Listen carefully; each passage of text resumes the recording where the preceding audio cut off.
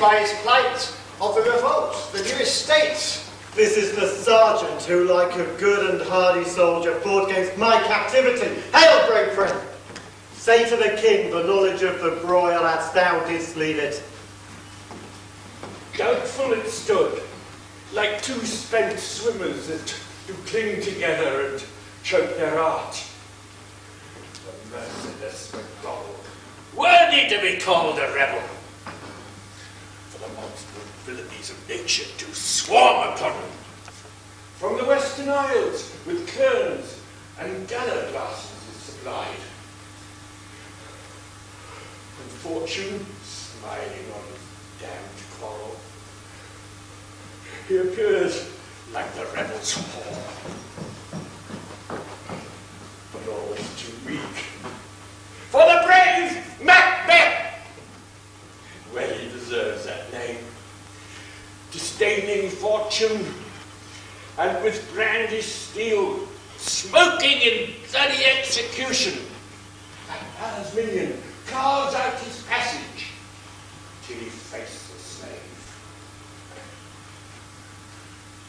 who ne'er shook hands nor bowed farewell to him till he had unseated, from a knave to the chaps, and fixed his head upon our battlements. Oh, valiant cousin, worthy gentleman!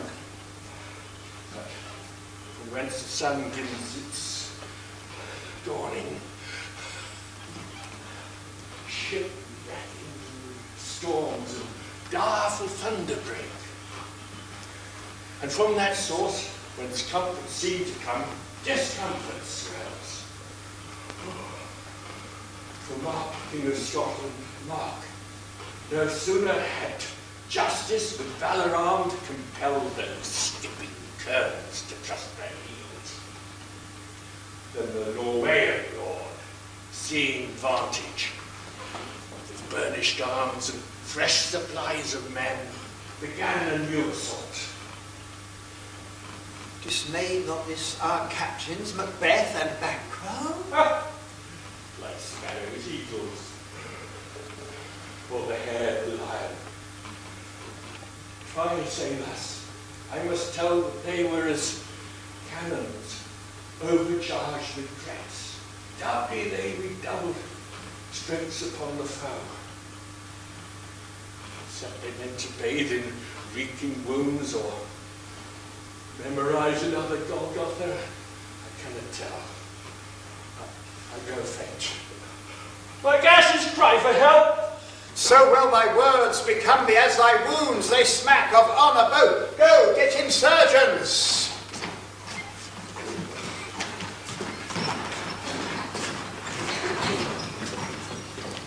Who comes here? The worthy Thane of Ross. What haste looks in his eyes. So should he look that seems to speak things strange. God save the king. Whence camest thou, noble thing? Thrice great king, when the Norwegian banners flouted the sky and fanned our people cold. Norway himself, with terrible numbers, assisted by that most disloyal traitor, the Thane of Cornwall, began a dismal conflict. Till that Alana's bridegroom, lapped in proof, confronted him with self-comparison. Point against point, rebellious arm against arm, curbing his lavish spirit.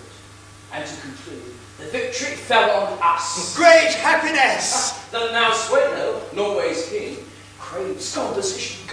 We did not deign in burial of his men till he had dispersed at St. Paul's Inch $10,000 to our general use. No more that Thane of Cawdor shall deceive our bosom interest. Go, pronounce his present death, and with his former title greet Macbeth. I'll see it then. What he had lost, noble Macbeth hath won.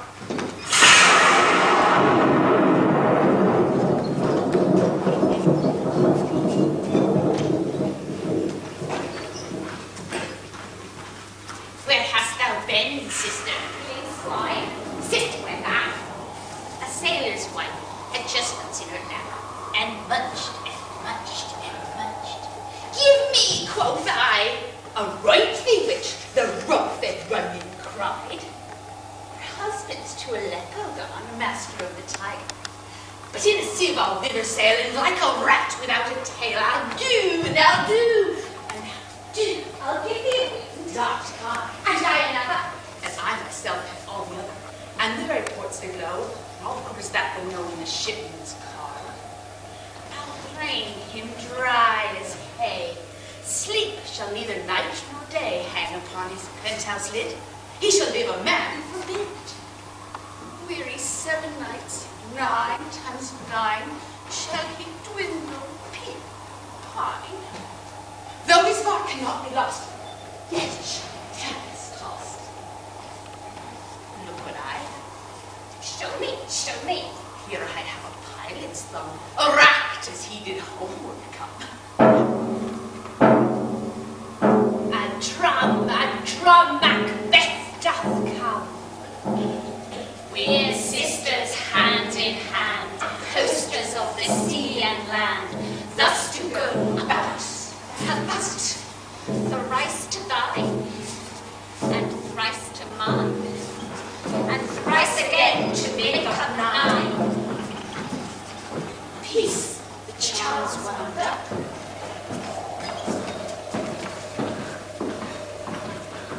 So foul and fair a day I haven't seen. How far is the forest? What are these? So withered and wild in their attire, that look not like the inhabitants of the earth, but yet aren't. Live you? Or are you aught that man may question? You seem to understand me, by each once her choppy finger laying across her skinny lips. Speak if you can. What are you? Hail, Macbeth! Hail to thee, Thane of Clans! All hail, Macbeth! Hail to thee, Thane of Cawdor! All hail, Macbeth, that shalt be king hereafter! Good sir, why do you start and seem to fear things that do sound so fair? In the name of truth, are ye fantastical, or that indeed which outwardly ye show? My noble partner, you greet with present grace, and great prediction of noble having, and of royal hope. But he seems rapt with all. To me you speak not. If you can look into the seeds of time, and say which grain will grow and which will not, speak to me, who neither beg nor fear your favours nor your hate. Hail, hail, hail! Lesser than Macbeth, and not so happy, yet much happier. Thou shalt get kings, so thou be none. So all hail, Macbeth, and Banquo, and Banquo, and Macbeth. All hail. Stay, you imperfect speakers. Tell me more. By Sill's death I know I am the Thane of Glamis, but how of Cawdor? The Thane of Cawdor lives, a prosperous gentleman, and to be king stands not within the prospect of belief, no more than to be Cawdor. Say from whence you owe this strange intelligence, or why upon this blasted heath you stop our way with such prophetic greeting. Speak! I charge you! The earth hath bubbles, as the water has, and these are of them. Whither have they vanished? Into the air, and what seemed corporal melted as breath into the wind. Would they have stayed? Were such things here as we do speak of? Or have we eaten on the insane route that takes the reason prisoner? Your children shall be kings. You shall be king. Oh, and Thane of Cawdor too, went it not so? To the selfsame tune and words. Oh, Who's here? The king hath happily received, Macbeth, the news of thy success. He reads of thy personal venture in the rebels' fight, his wonders and his praises to contend which should be thine or his. Silenced by that in enduring of the rest of the self-same day, he finds thee in the staff of the Norwegian ranks. Thou can hear that what thyself didst make, strange images of death, went against point, barred against bar, and in viewing of that, he came and sought thee down. We are sent to give thee from our royal master thanks, only to help thee into his sight, not pay thee. And in earnest of a great honour, he bade me call thee from him, Thane of Cawdor, in which addition, hail, most worthy Thane, for it is thine. What? Can the devil speak true? The Thane of Cawdor lives. Why do you dress me in borrowed robes? Who was the Thane lives yet, but under heavy judgment bears that life which he deserves to lose. Whether he was combined with those of Norway, or declined the rebel with hidden ill advantage, or that with both laid his country back, I know not. But treasons, capital, confessed, and proved have overthrown him. I'm the Thane of Cawdor. The greatest is behind. Thanks for your pains. Do you not hope that your children shall be kings? When those that gave the Thane of Cawdor to me promised no less to them. That trusted home might yet enkindle you unto the crown, besides the Thane of Cawdor. It is strange, and oftentimes the instruments of darkness tell us truths, win us with honest trifles, to betray us in deepest consequence. Cousins, a word I pray you. Two truths are told. The happy prologues to the swelling act of the imperial theme. I thank you, gentlemen. This supernatural simplicity, it cannot be ill. It cannot be good. If ill, why have they given me earnest of success, commencing in a truth? I am Thane of Cawdor. If good, why do I yield to that suggestion whose horrid image that I'd fix my hair and make my seated heart knock at my ribs against the use of nature? Some fears are less than horrible imaginings. My fault is murder, yet is but fantastical shake so my single state of man. Nothing is but what is not. Our partners wrapped. If chance would have me king, why, chance may crown me without my stir. New honours come upon him. Like our strange garments, cleave not to their mould, but with the aid of use. Come what may, time and the hour runs through the roughest day. Worthy Macbeth, we wait upon your leisure. Let us toward the king. Think about what hath chanced here, and of more time the interim having waited, speak our free hearts together. Very gladly. Till then, enough. Come, friends!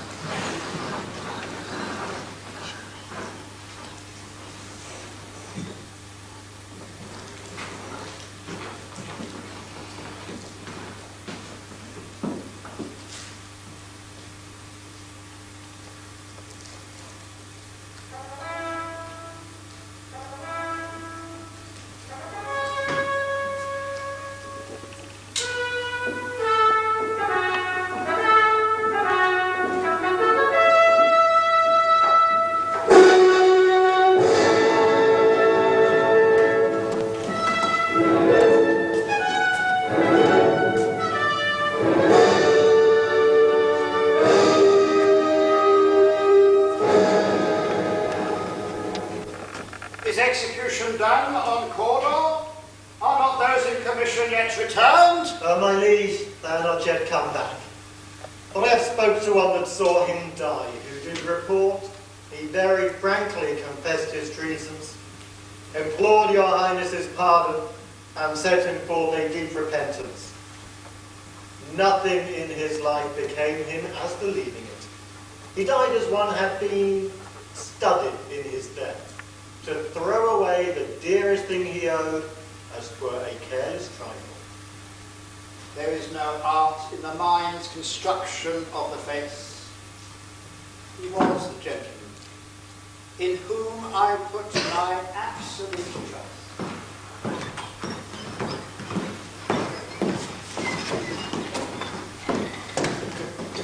Worthy cousin, the sin of my ingratitude even now lies heavy upon me.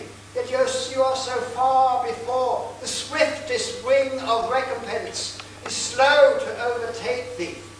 Would thou hast less deserved the proportion both of thanks and payment might have been mine. It's only this to say, more than is thy due, than more than all can pay. The service and the loyalty I owe in doing it pays itself. Welcome him.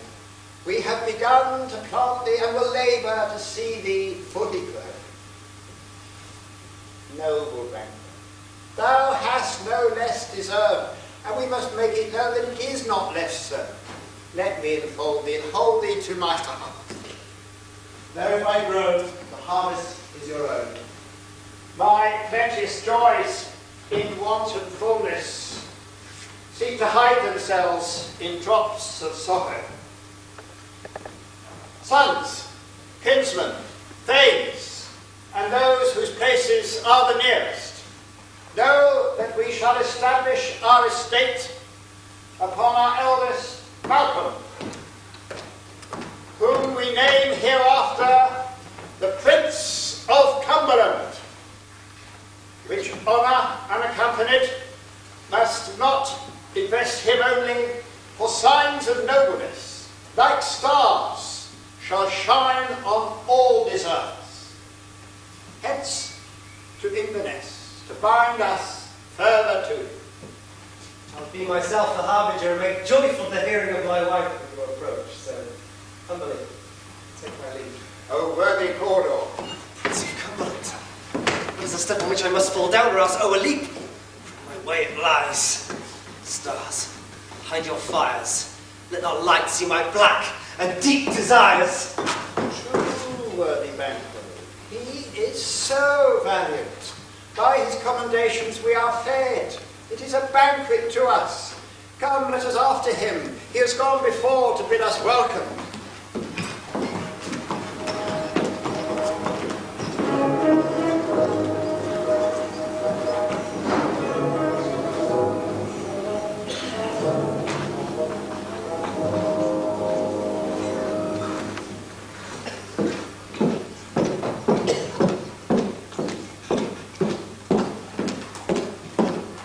They met me in their day of success, and I have learned by the perfectest report they have more in them than mortal knowledge. When I burned in desire to question them further, they made themselves air, into which they vanished. Whilst I stood wrapped in the wonder of it, came missives from the king, who all hailed me Thane of Cawdor, by which title before these weird sisters saluted me, and referred me to the coming of time with, "Hail, King that shalt be!" This I thought good to deliver thee, my dearest partner of greatness, that thou mightest not lose the dues of rejoicing by being ignorant of what greatness is promised thee. Lay it to thy heart, and farewell. Lance thou art, and Cawdor shalt be what thou art promised. Yet, to I fear thy nature. It is too full of the milk of human kindness to catch the nearest way. Thou wouldst be great, art not without ambition, but thou with illness should attend it.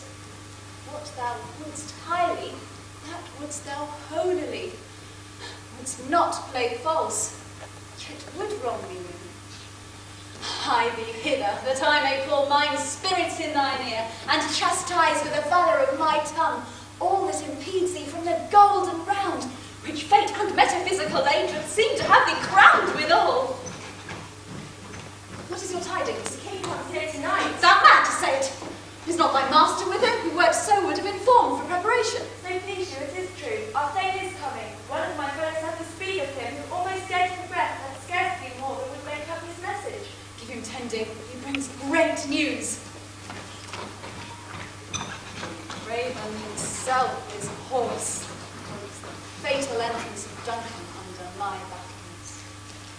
Come, ye spirits that tend on mortal thoughts, unsex me here, and fill me from the crown to the toe top full of direst cruelty. Make thick my blood, and stop up the access and passage to remorse, that no compunctious visitings of nature shake my fell purpose, nor keep peace between the effect and it. Come to my women's breasts and take my milk for gall, ye murdering ministers, wherever in your sightless substances you wait on nature's mischief. Come, thick night, and pour thee in the dullest smoke of hell, that my keen knife see not the wound it makes.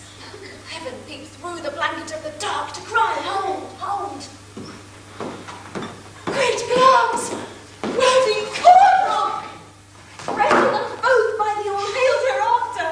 Thy letters have transported me beyond this ignorant present, and I feel now the future in the instant. My dearest love, Duncan comes here tonight. When goes he hence? Tomorrow, as he proposes. Oh, never shall sun that morrow see. My face, my thane, is as a book wherein men may read strange matters. Beguiled and look. Their welcoming your eye, your hand, your tongue, look like the bits of flower, but be the serpent under it. He that's coming must be provided for, and you shall lead this night's great business into my dispatch, which shall to all our nights and days to come give solely sovereign sway and masterdom. We will speak further. You look up clear. All to favour ever is to fear. Leave all the rest to me.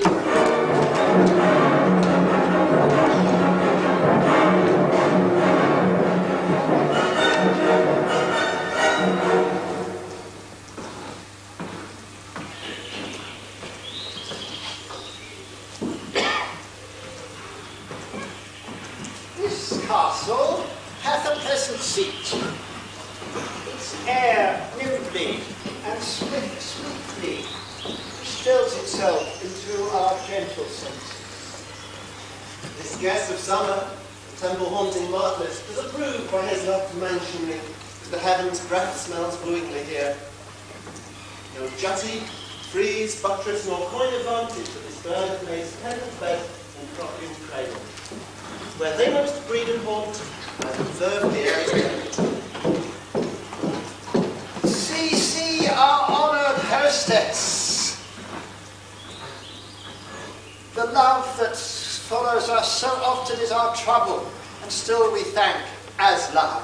Herein I teach you how to bid God yield us for your pains, and still thank us for your trouble. All our service and every point twice done, then done double, where poor and single business to contend against those honours deep and broad wherewith your majesty loads our house. Where is the Thane of Cawdor? We coursed him at the heels, and did purpose to be his purveyor.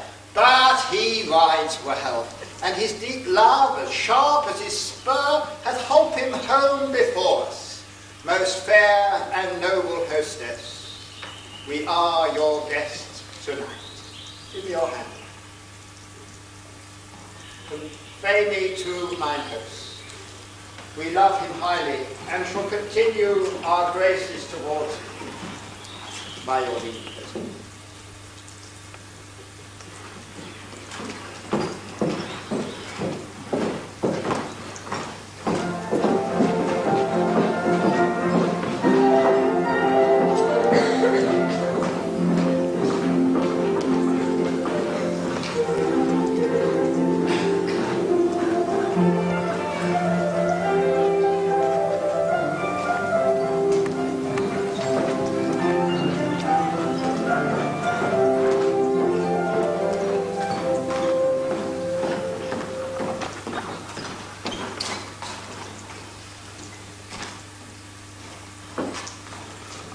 If it were done, when it is done, it were well done quickly.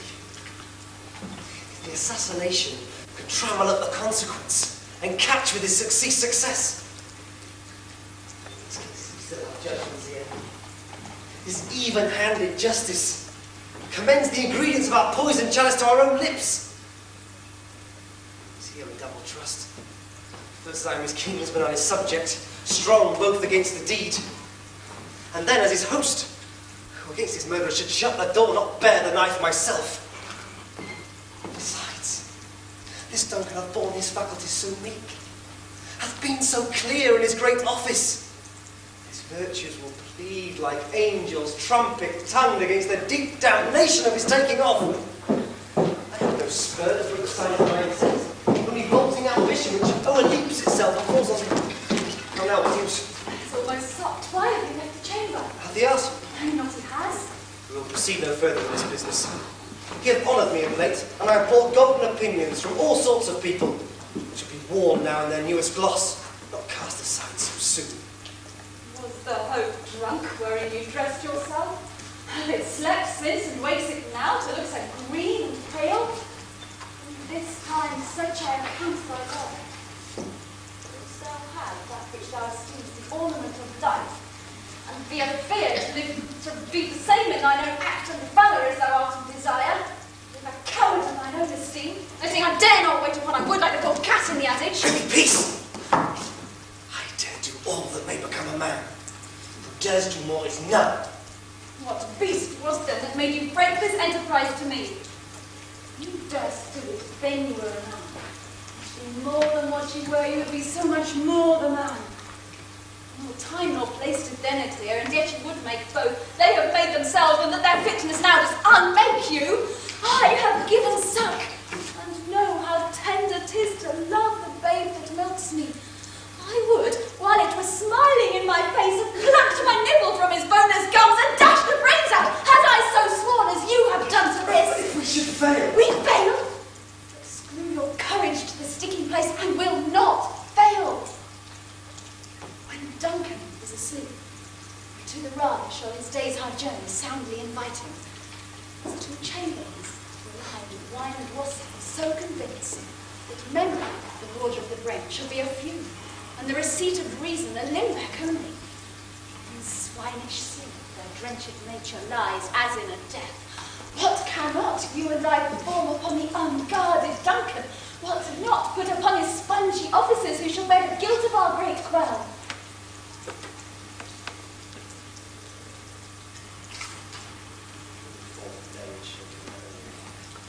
For thy undaunted metal shall compose nothing but males.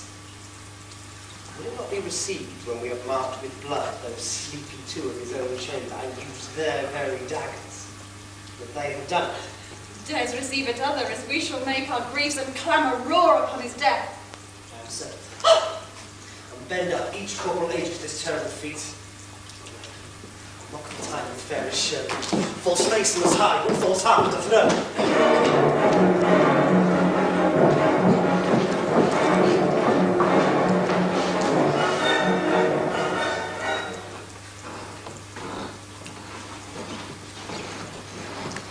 Goes the night, boy. The moon is down. I have not heard the clock. Keeper is down at 12. Okay, it's 8. Oh, take my sword. There's husbandry in heaven. The candles are all out. Take it up too. Heavy summons lies like lead upon me. Yet I would not sleep. Merciful powers, restrain in me those cursed thoughts that nature gives way to in repose. Give me my sword. Who's that? A friend! Not sir. Not yet at rest. The king's abed. He hath been an unusual pleasure, and sent forth great largesse to your offices. This diamond he greets your wife withal, in the name of most kind hostess, and shut up in measureless content. Being unprepared, our will became the servant to defect. Chance should free her cause. I dreamt last night of the 3 weird sisters. To you they've shown some truth.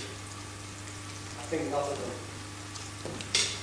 Yet, when we can entreat an hour to serve, we will spend it in some words upon that business, if you grant the time.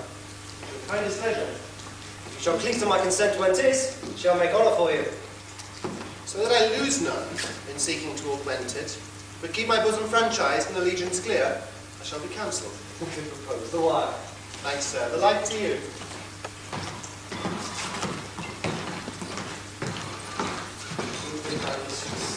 My drink is ready to strike upon the bell. Get into bed.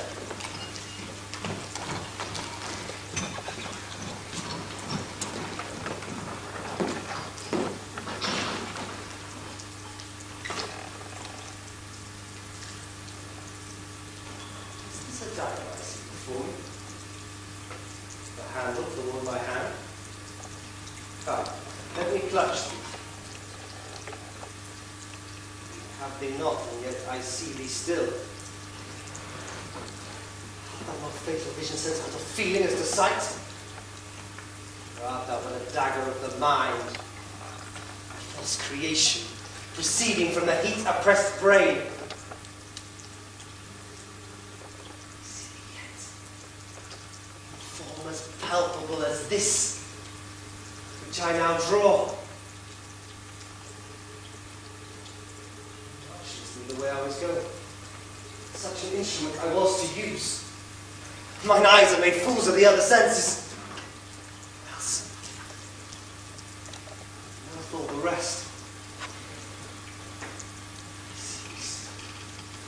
All thy glade and dudgeon gouts of blood which were not so before. There's no such thing. It is the bloody business that informs us to mine eyes.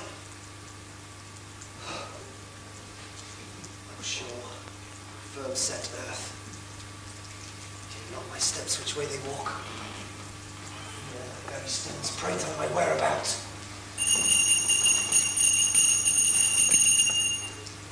I go. And it's done. The bell invites me. Hear it not, Duncan, for it is a knell that summons thee to heaven or to hell.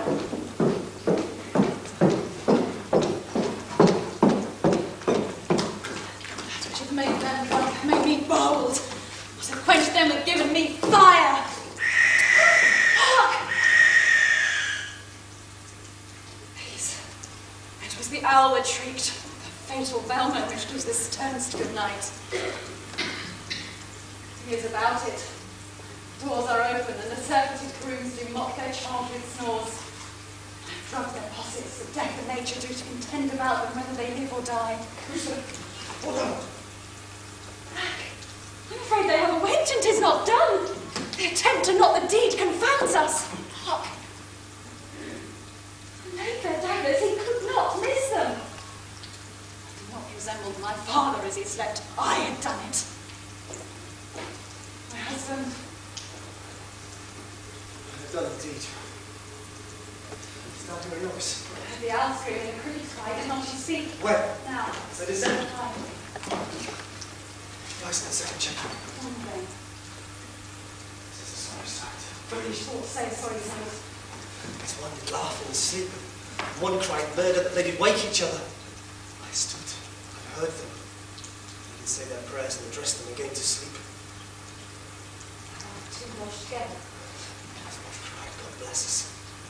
And amen the other. As I stood there with these hangman's hands, listening their fears, I could not say amen when they did say God bless us. Consider it not so deeply. Wherefore could I not say amen? I had most need of blessing and amen stuck in my throat. These deeds must not be thought out of these ways, so it will make us mad. Voice cry. Sleep no more. Macbeth does murder sleep. The innocent sleep. Sleep that knits up the ravelled sleeve of care. What do you mean? Steady cry. Sleep no more. To all the house. Glamis of murdered sleep, therefore Cawdor shall sleep no more. Macbeth shall sleep no more. Who was it that thus cried? Why, worthy thing, do you unbend your noble strength to think so brain-sickly of things? Go get some water and wash this filthy weakness from your hands. Why did you bring these daggers from the place? They must lie there.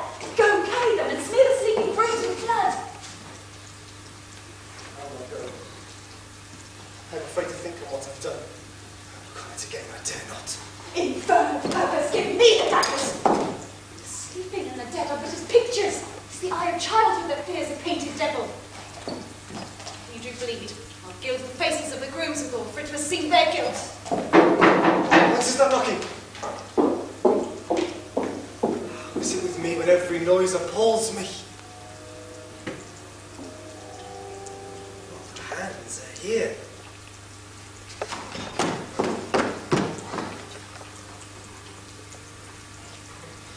Oh, great Neptune's ocean, wash this blood clean from my hands.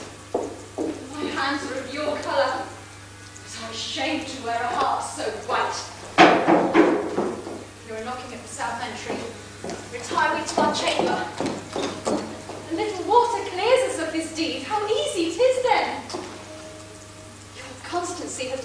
be unattended.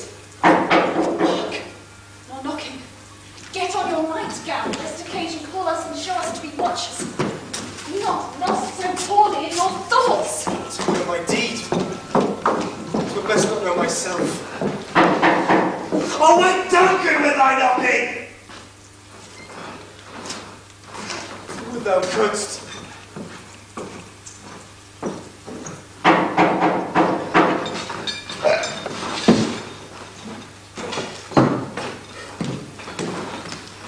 Here's the knocking indeed. The man with the quarter of Elgate, he'd have some turn in the key. Knock, knock, knock. Who's there? Oh.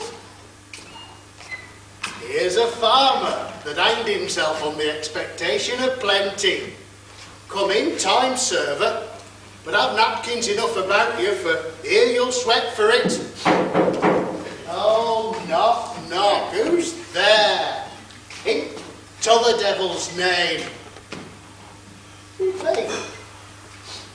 Here's an equivocator who could swear both the scales against either scale.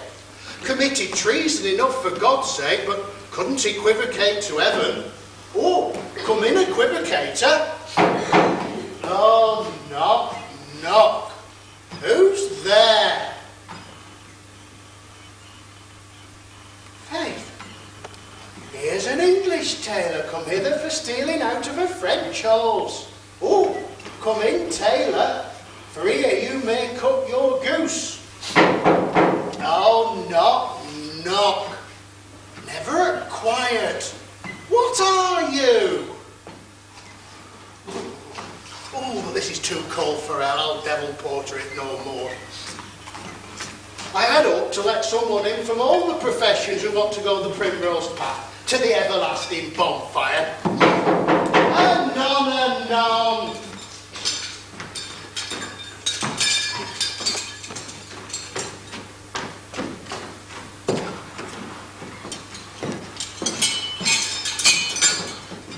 I pray you, remember the porter?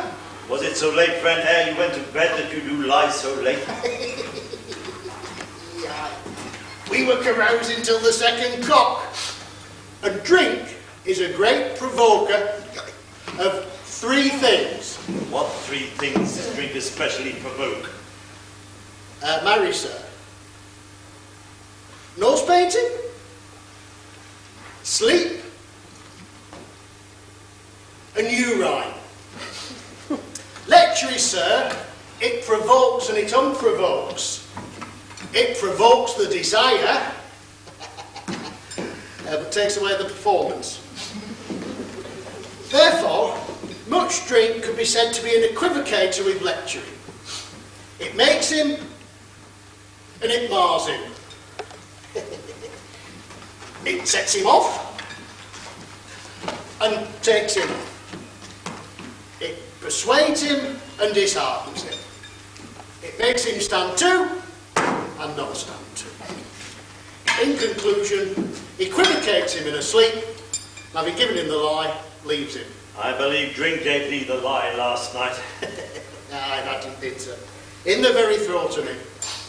But I requited him for his lie, and I think being too strong for him, though he did take up my legs some time, I made a shift, and I cast him.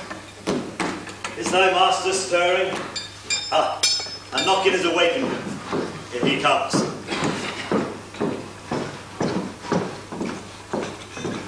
Good morrow, noble sir. Good morrow, both. Is the king stirring, worthy thane? Not yet. Did he command me to call timely on him? I have almost hit the hour. I'll bring it to you. I know this is where his trouble is you, but yet 'tis one. The name of the land of physics paint. This is the door. Coming to book the call for my services in it. Goes the king hence today? He does. Get a point. Night has been unruly. Where we lay, our chimneys were burned down. As they say, lamentings heard in the air. Strange screams of death, prophesying of accents terrible, dire combustion and confused events, new hatch to the woeful time. Obscure bird clamoured the livelong night. Some say the earth was feverish and did shake. It was a rough night. Aye, my remembrance cannot parallel what fell into it. Horror, horror, horror! Tongue nor heart cannot conceive nor name thee. What's the matter? Confusion now had made his masterpiece. Most sacrilegious murder hath broke open the Lord's anointed temple and stole thence the life of the building. What does he say, the lie? Me, you, his majesty?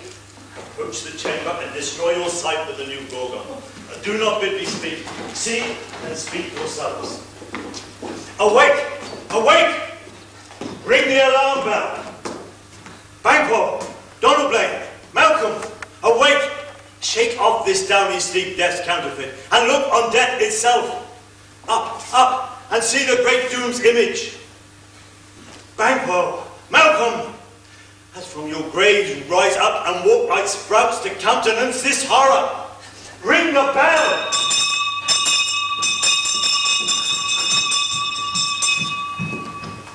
What's the business? It's such a hideous trumpet call to parley the sleeps of the house. Speak, speak. Gentle lady, it is not for you to hear what I can speak. Repetition in a woman's ears would murder as it fell. Banquo, Banquo, our royal master's murdered. Oh, alas, what, in our house? Too cruel anywhere. Dare not I really contradict myself and say it is not so.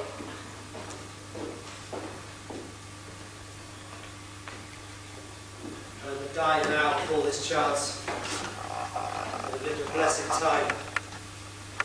So in this instance, there's nothing serious in mortality. Renown and grace is dead. What's the miss? You are, and you do not know it. Slain. The head, the fountain of your blood is stopped. The very source of it is stopped. Your royal father is murdered. By whom? Because this chamber, as it seemed, lies. Their hands and faces were all badged with blood, and their daggers also, which we found unwiped upon their pillows. They stared and were distracted. No man's life was to be trusted with them. And yet, I do repent me of my fury that I did kill them. Wherefore did you so? So who can be wise and mazed, temperate and furious, loyal and neutral in a moment? Young man. Here lay Dunk, his silver skin laced with his golden blood. There, the murderers, steeped in the colours of their trade. Who could refrain? That had a heart to love, and in that heart courage to make his love known. Look to the lady. Why must we hold our tongues? The close may claim this quarrel for hours. What should be spoken here where a fate hidden and audible may rush and seize us? That's the way. Our tears are not yet brewed. Nor our strong sorrows upon the foot of motion. Look to the lady. When we have our naked frailties hid, suffer exposure. Let us meet. The question is whether to lay these words no further. Yet in scruple shake us. In the great hand of God I stand, thence against the undivulged pretense. I fight off treasonous malice. And so do I. So all. Let's briefly put on manly readiness. Very well. Meet in the hall together. What will you do? Let's not consort with them. To show unfelt sorrow is an emotion which the false man does easy. On to England. Where I live, our separated fortune shall keep us both safer. Where we are, there's gladness in the stars.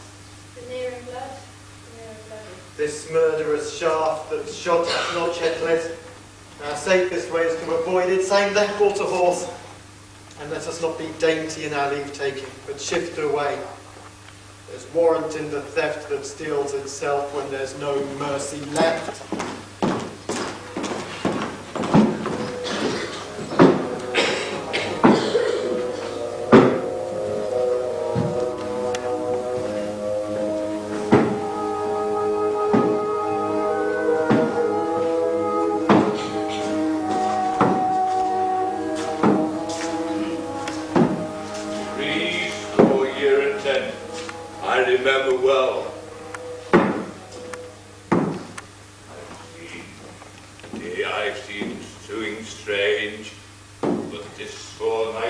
trifle further knowing. Good father, thou seest the heavens are troubled with man's act. Threaten his bloody stage. By the clock 'tis day, yet dark night strangles the travelling lamp. Is it night's predominance, or day's shame, that darkness does the face of earth entomb, when living light should kiss it? 'Tis unnatural.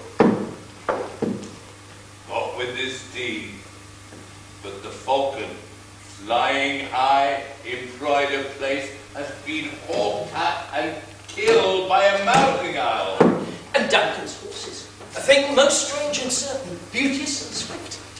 The minions of their race, turned wild in nature, flung from their stalls, ran out, as if contending against obedience, as if they would make war with mankind itself.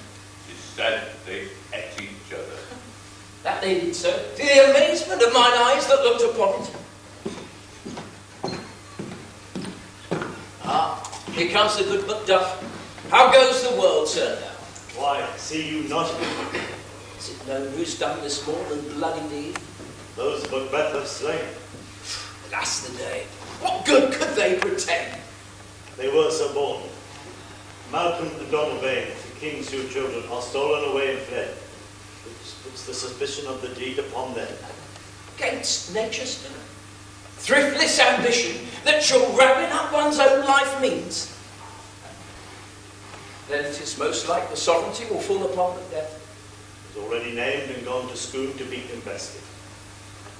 Where is Duncan's body? Eric had gone and killed. Sacred storehouse of his predecessors and guardian of their bones. Will you to Scone? No, cousin, I'll to Fife. Well, I will, brother. Well, may you see things well done then. Adieu. Unless that old robe sit easier than our new. Farewell, father. God's benediction be with you, and with those who see good of evil and friend of foe.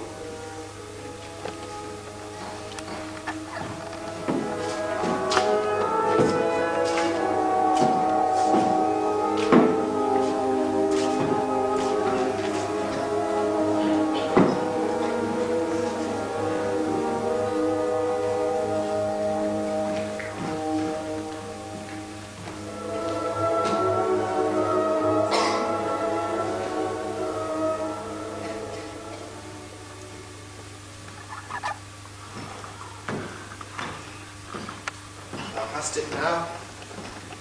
King, Cawdor Glamis all, as the weird ruin promised. Fear thou playest most foully for it. But it was said it should not stand in thy posterity, but that myself should be the root and father of many kings. If there come truth from them, as upon thee, Macbeth, their speeches shine, why, when the verities on thee make good, may they not be my oracles as well, and set me up in hope? But hush no more.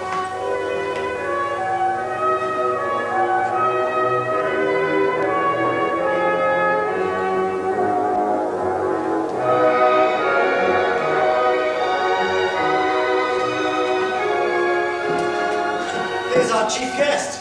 If he had been forgotten, it had been as a gap in our great feast, and all thing unbecoming. Tonight we hold a solemn supper, sir. I will request your presence. Let your highness command upon me, to the which my duties are with the most irrevocable tie for evidence. Right this afternoon. Aye, my good lord. Should have desired your good advice in this day's council. But we'll take tomorrow. Is it far your right? As far, my lord, as will fill up the time to its distance ever. Goes not my horse the better, and to become borrower of the night for a dark hour or twain. Fail not our feast. My lord, I will not. We hear our bloody cousins are bestowed in England and in Ireland, not confessing their cruel parricide, filling their hearers with strange invention. But all that tomorrow. Hie you to horse. Adieu until you return at night. Have ghost flails with you? Aye, my good lord. Our time does call upon us. I wish your horses swift and sure of foot. Farewell. Let every man be master of his own time, till 7 at night. While then, I'll be with you.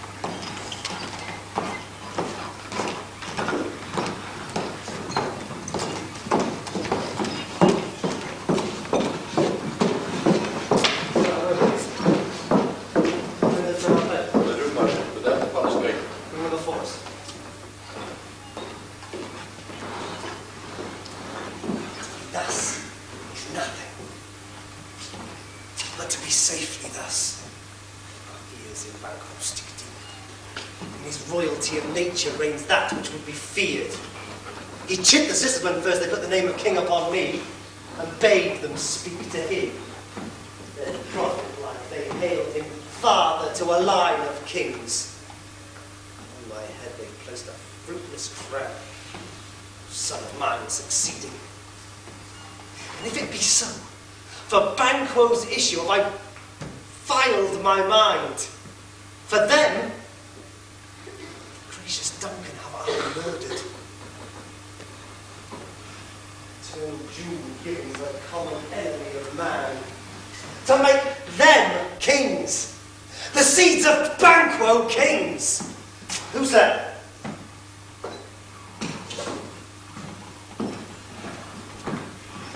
Now go to the door and stay there till we call.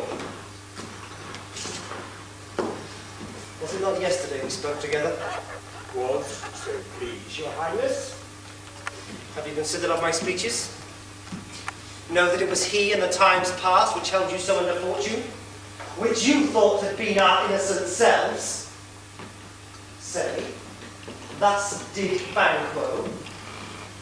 You made it known to us. I did, sir. And I went further, which is our point of second meeting.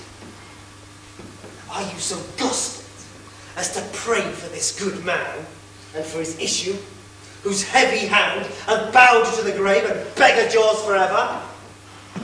We are but many, my liege. In the catalogue you go for men. But if you hold a station in that fire, not in the worst rank of manhood, say it. And I'll put that business into your bosoms. Takes your enemy off. And my liege, one whose vile blows and buffets of the world are so insensible, I'm reckless of what I do to spite the world. And I another, so weary of grim disasters and touted by fortune, that I would set my lie against any chance to mend it or be rid of it.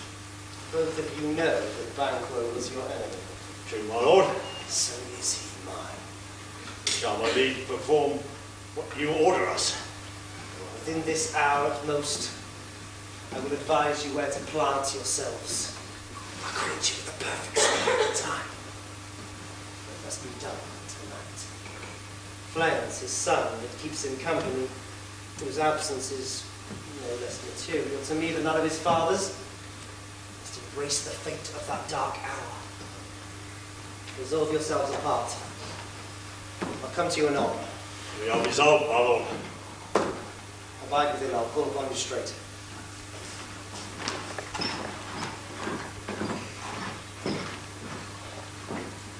It is concluded, Banquo, thy soul's flight. If you find heaven, you must find it out tonight.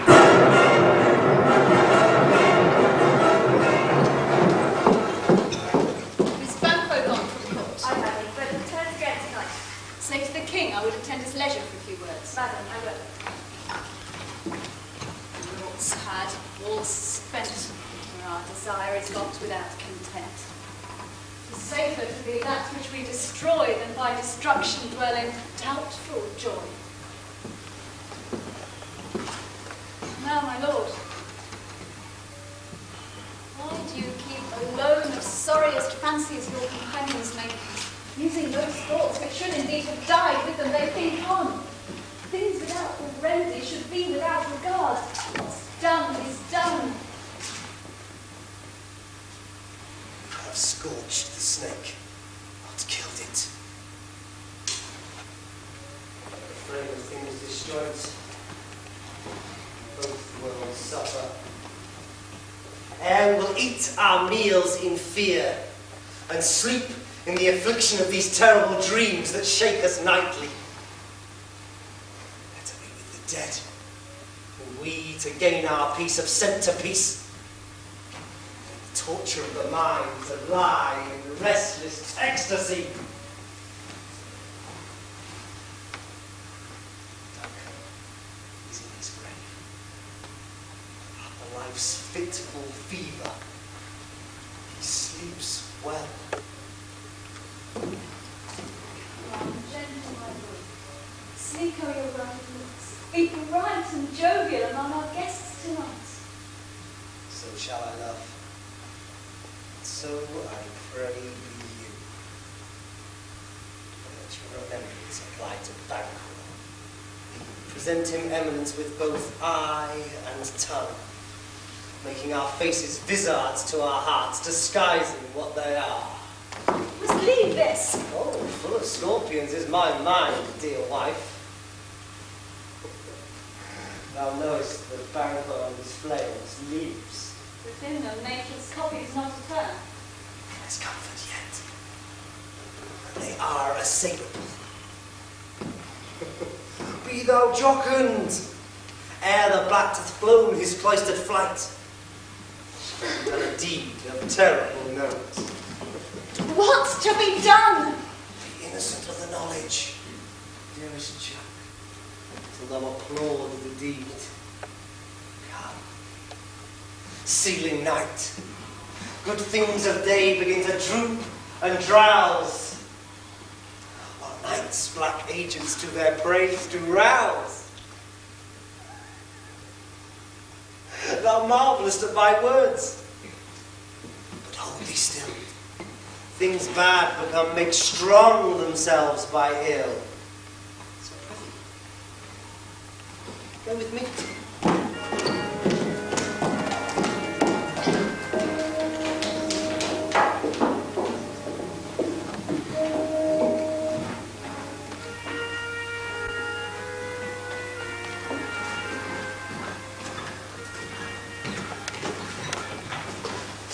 Who did bids thee join with us? Macbeth. Amy's not our mistress, since he delivers our offices and what we do to do the direction just. Then stand with us. The rest yet glimmers with some streets of day. Now spurs a time traveller apace to gain the timely inn, and near approaches the subject of our watch. I hear Hopeful. Give us a light there, Ho. Then 'tis he. The rest of the note of our expectation are already in the court. What's this go about?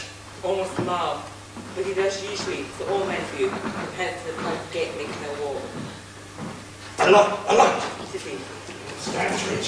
It will be rain tonight. Let it come down! Oh, down! Fly!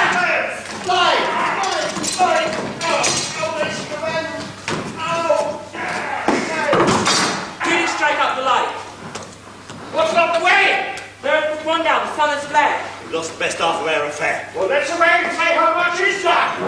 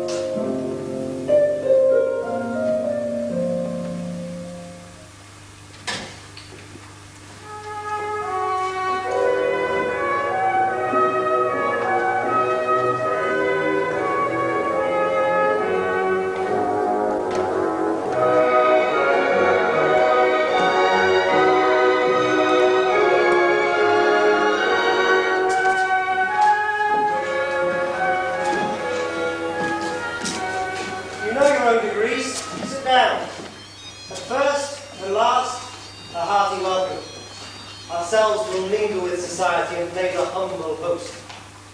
Our hostess keeps her state. But in best time, we will require her welcome. Pronounce it for me, sir. To all our friends from my heart speaks, they are welcome. Be large in mirth. Anon we'll drink and measure the table round.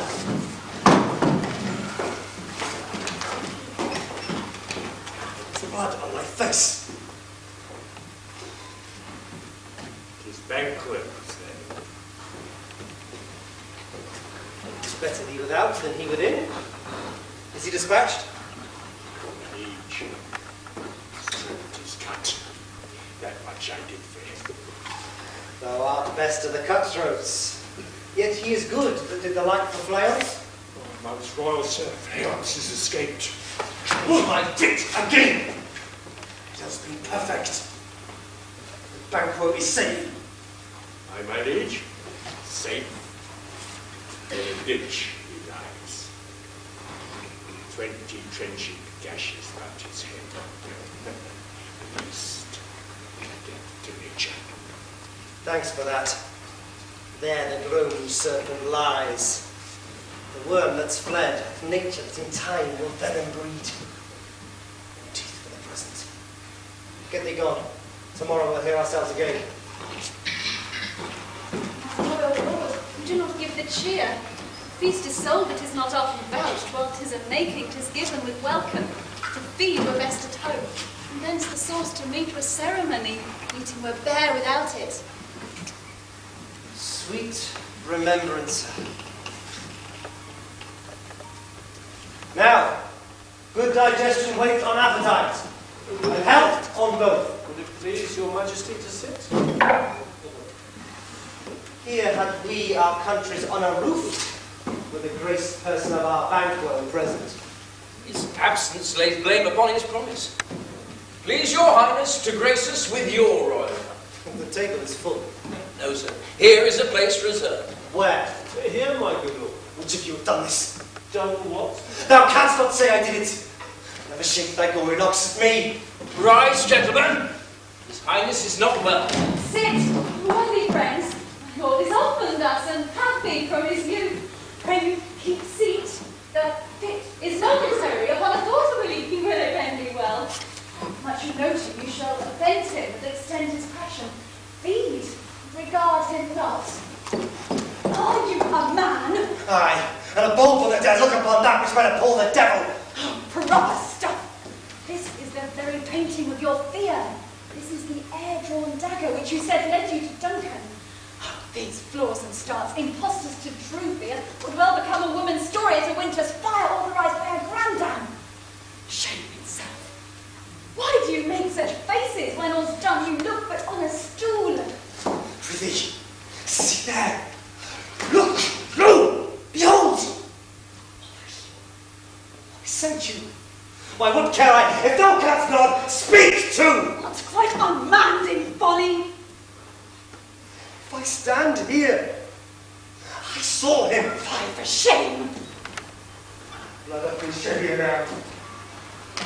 In the olden time, murder was performed at there an end. Now they rise again with 20 mortal murders on their crown and push us from our stools. This is more strange than such a murder is.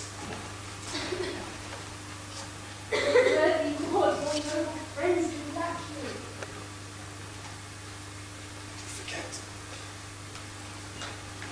Do not muse at me, my most worthy friends, for I have a strange infirmity, which is nothing to those that know me. Come, love and health to all. Here, I'll sit. Give me some wine. Fill, full. I drink to the general joy of the whole table. To our dear friend Banquo, were he present. To all in him we thirst. And all to all. Our duty and the pledge.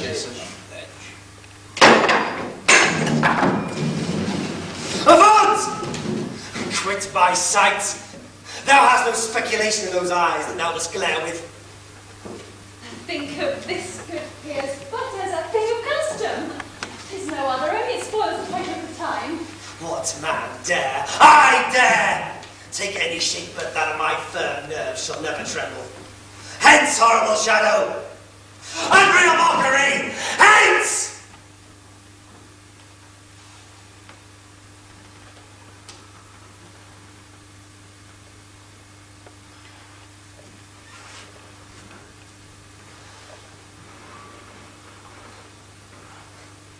Why?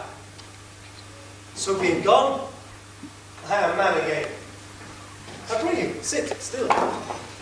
You have displaced the man, broke the good meeting with most admired disorder. How could such things be? And overcome us like a summer's cloud without our special wonder. When now I think how you can behold such sights and keep the natural ruby of your cheeks when mine is blanched with fear.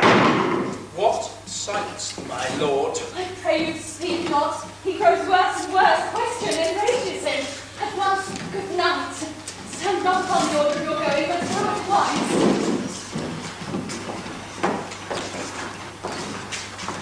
Good night. Let her know. Good night to all.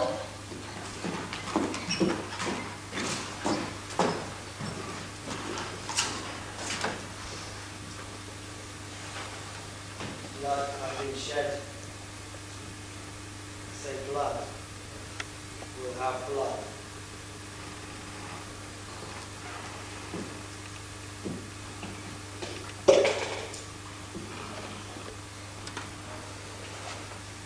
What is the night? Once or twice in the morning, I should wish. How sayest you that Macbeth denies his presence at our great bidding? You sent him, sir.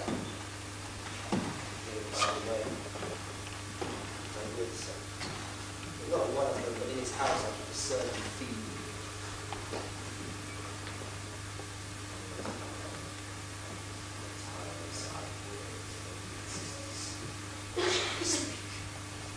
I am bent to live by the worst. The worst. Things I have in head that will to hand must be acted ere they may be scanned. Lack the season of your natures. Sleep. Will to see.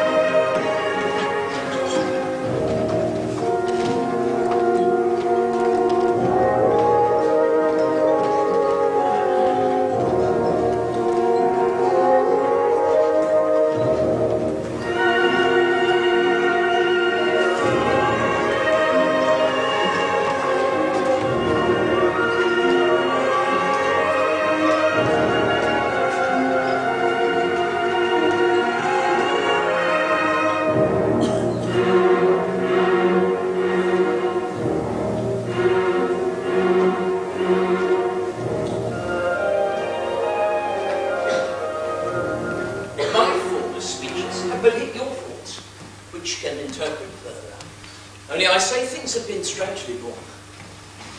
The gracious Duncan was pitied of Macbeth, married to his day.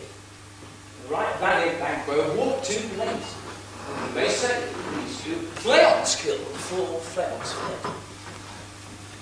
Men must not walk too late. Not want the thought how monstrous it was for Malcolm and Donalbain to kill their gracious father. Damned fact. Well, how it did grieve Macbeth. Did he not straight, in pious rage, the delinquents tear that were the slaves of drink and thralls of sleep? Was not that nobly done?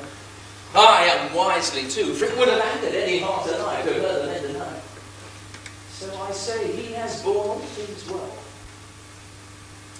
And I do think that had he Duncan's sons under his key, which please heaven he shall not, then they should find what were to kill a father, and so should Fleance. But peace, and from broad words, and because he failed his presence at the tyrant's feast, I hear Macduff lives in disgrace.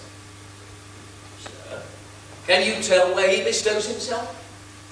The son of Duncan, from whom the tyrant holds the due of birth, lives in the English court, and is received by the most pious Edward with such grace that the malevolence of fortune takes nothing from his high respect. Thither Macduff has gone to pray the Holy King, upon his aid to wake Northumberland and warlike Sherwood, that with the help of these, him above, to ratify the work, we may again give meat unto our tables, sleep to our nights, free from our feasts and banquets bloody night. Do due homage and receive free honours. All this we pine for now. In this report they so exasperate the king, he does prepare for some attempt of war. Sent he to Macduff? He did, and with a stern not I, the cloudy messenger turns me his back and hums, as who should say, you'll throw the day that wounds me with his answer. That well might advise him to a caution, to hold what distance his wisdom can provide. Some holy angel fly to the port of England and unfold the message ere he came, that soon return to this our suffering country under a hand accursed. I'll send my prayers with him.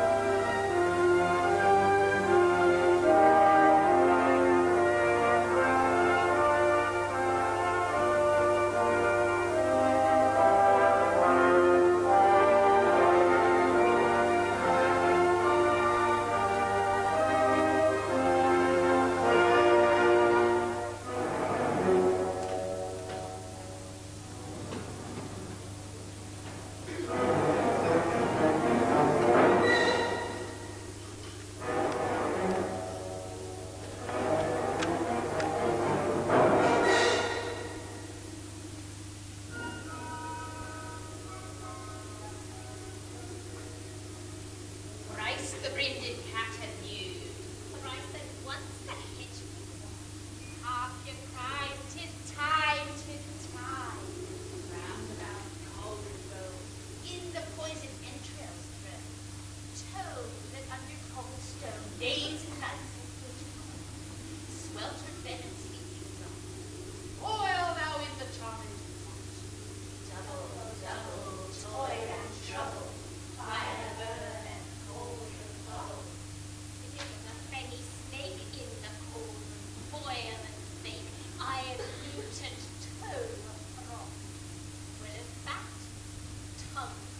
dog, adder's fork and blind worm, sing lizard's leg and owlet. For a charm of powerful trouble, like a hell-brought boil and bubble. Double, double, toil and trouble, fire burn and cauldron bubble. Skein of dragon, tooth of wolf, witch's mother, for a gulp of the ravine source. Slips of addictive dark, liver of blaspheming Jew, called a ghost. Slips of you, silvered in the moonlit lips, nose of Turk and Tartar's lips, finger of birth strangled babe, ditch delivered fire trap, make cruel, thick and slab, add them to a tiger's children, for the ingredients of our culture. Double, double, toil and trouble, fire burn and cauldron bubble. Who gets the wings of cut, then the charm, burn, good. Dream of my son, something wicked this way comes. Open locks, whoever knocks.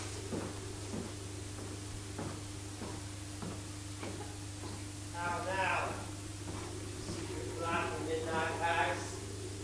Easy to keep. A deed without a name. Well, Bess, however you come to know it, though you untie the winds and let them fight against the churches, though the yeasty waves confound and swallow navigation up, castles topple on their warders' heads. Answer me to what I ask you. Speak. Demand will answer. Say without do it from our mouth or from our mat. Call. Let me see it. Foreign sounds blood that has eaten her 9 barrels. Grease and sweeten the murders give it throw into the flame. Come high or low, thyself and of its deadly sure. Tell me, my He unknown knows thy thought. Hear his speech and say it.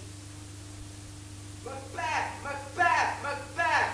Beware Macduff! Beware the fate of fight! Dismiss me. Enough. Whatever thou art, for thy good caution, thanks. Thou half my fear, all right. But one word more. He will not be commanded. Here's another, more potent than the first.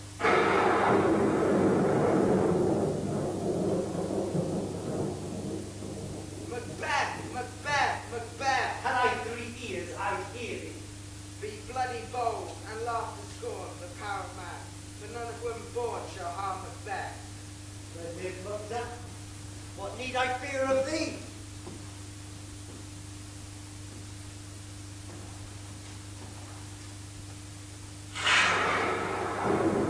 What is this?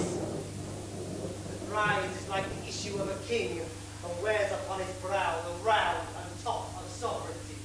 Is it with a perceived not twist? Macbeth shall never vanquish, be him to a great Birnham wood, to high Dunsinane hill, come against him. That shall never be. Who can impress the forest?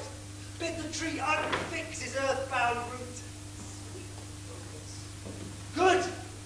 Rebellious dead rise never, till the wood of Burnham rise. Yet my heart yearns to know one thing. Tell me, if thou art to tell so much, shall uncle's issue ever reign in this kingdom? Seek to know no more. I will be satisfied. And I leave this and an eternal curse fall on you all. Let me know. Show, show, show. Show his eyes and read his heart. Come like shadows, so depart.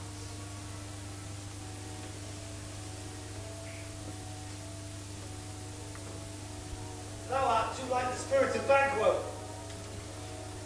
The gold foul brow is like the first. It's like the former. Filthy hags, why do you show me this? Fourth? What? Will this line stretch out to the crack of doom? Yet, seventh? Oh, see no more.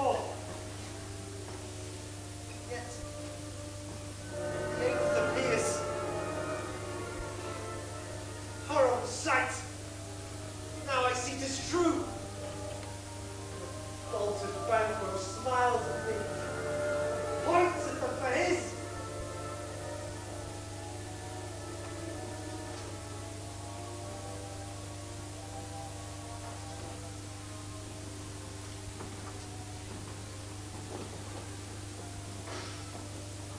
What? Is this so? Aye, this is so. But why stands Macbeth possibly? Come, sisters, cheer up with stripes and show the best our delight. I'll charm the air to the cloud while you perform your magic round. That this great king may kindly say, I will you in his way.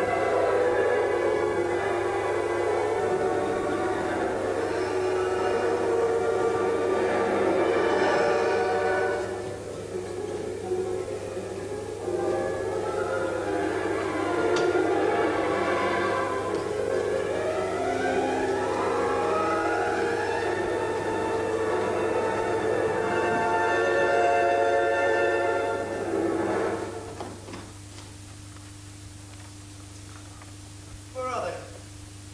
Gone? Vicious hours that lie cursed in the calendar. Who's that? Come in without. What is thy grace's will? Saw you the way of sisters. No, my good lord. Yes. Damn all those that trust them. They did hear galloping, of course. Who was it came by? 'Tis 2 or 3, my lord. The bringing of news my justice is fled to England. Fled to England. Aye, my good lord.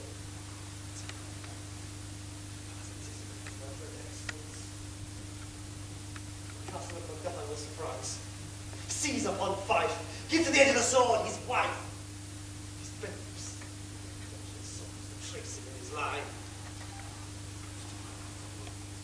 This deed I'll do before this purpose go. Noble sights. Where are these gentlemen? Come, bring me where they are.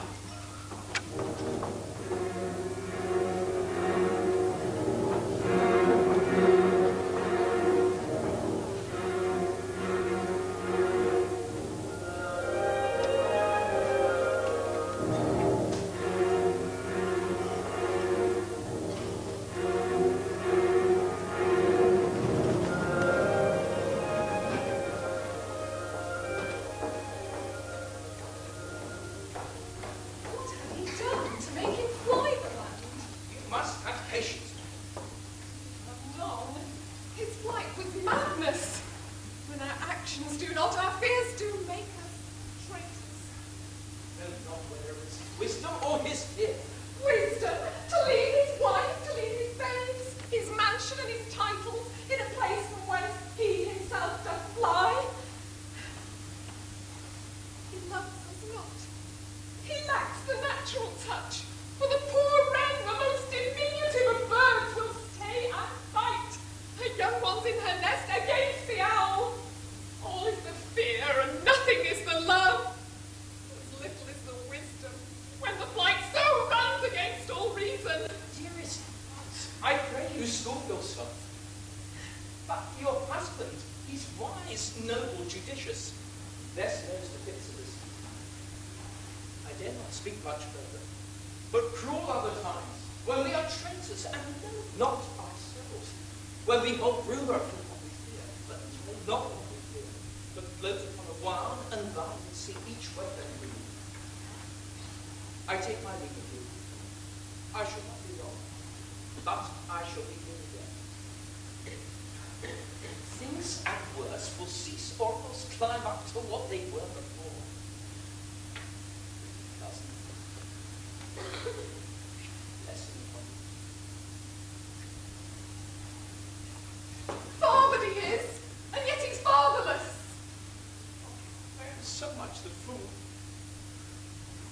mistake.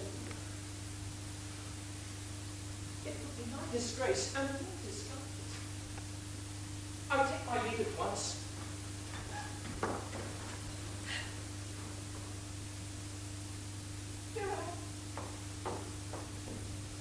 Your father's dead.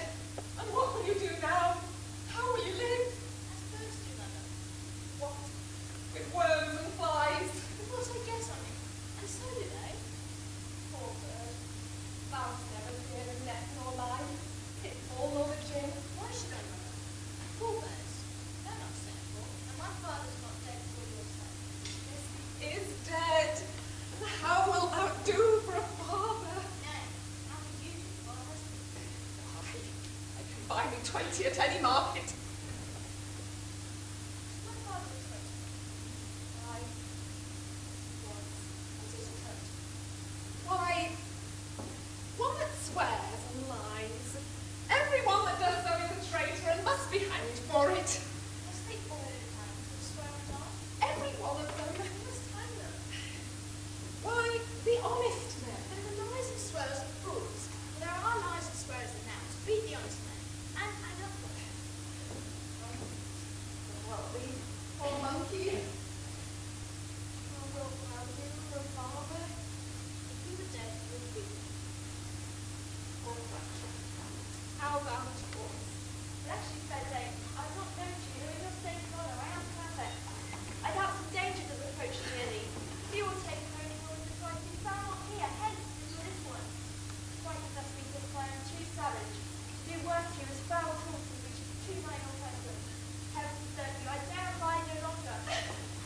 Whither shall I fly? I have done no harm. But I remember now. I am in this earthly world. To do harm is often laudable. To do good is sometimes considered dangerous folly. Why then do I put up this womanly defence to say I have done no harm? What are these faces?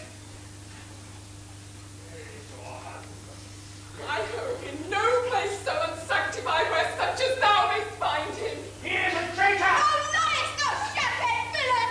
What? You ray! Young cry of victory! Ah! He has killed me! Mother, run away! I pray you!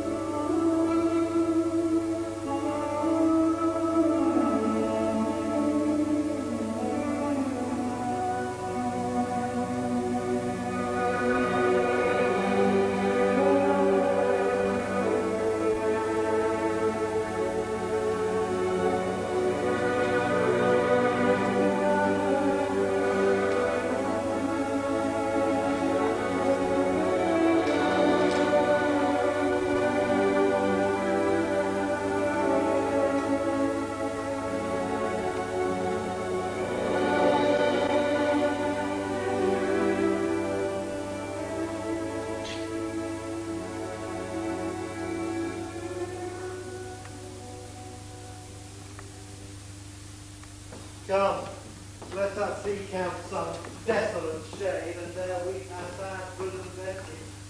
Let us rather hold fast the mortal sword, and like good men bestride our downfall in birth. You mourn, you widows howl, you orphans cry, you sorrow strike heaven on the face that resounds if help with Scotland. Now what you say may be so, perchance, but this tyrant whose soul made ballisted our tongues was once thought honest, and you have loved him well. He has not touched you yet, and something you may deserve of him through me, and wisdom to offer up a poor, weak, innocent lamb to appease an angry god. I am not treacherous. But Macbeth is.